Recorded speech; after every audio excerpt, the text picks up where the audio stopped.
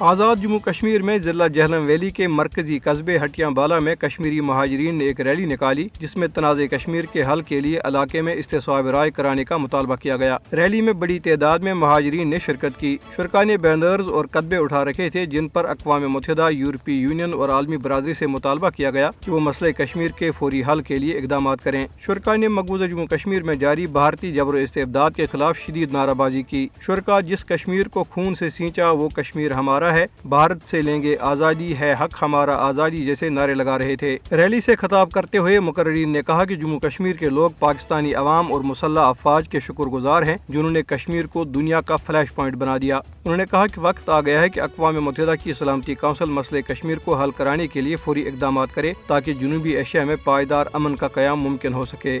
غیر قانونی طور پر بھارت کے زیر قبضہ جموں کشمیر میں کل جماعتی حریت کانفرنس نے دنیا بھر میں مقیم کشمیریوں پر زور دیا ہے کہ وہ مقبوضہ علاقے میں بھارتی مظالم اور سیاسی ناانصافیوں کے خلاف متحد ہو جائیں۔ کل جماعتی حریت کانفرنس کے ترجمان ایڈوکیٹ عبدالرشید منہاس نے سری نگر میں جاری ایک بیان میں مقبوضہ جموں کشمیر کی بگڑتی ہوئی صورتحال پر سخت تشویش کا اظہار کرتے ہوئے کہا کہ بھارتی فوجیوں نے چھاپوں کے دوران ہزاروں کشمیریوں کو گرفتار کیا ہے۔ ایڈوکیٹ منہاس نے کہا کہ بی جے پی کی زیر قیادت حکومت نے مقبوضہ علاقے کو ایک فوجی چھاونی میں تبدیل کر دیا ہے۔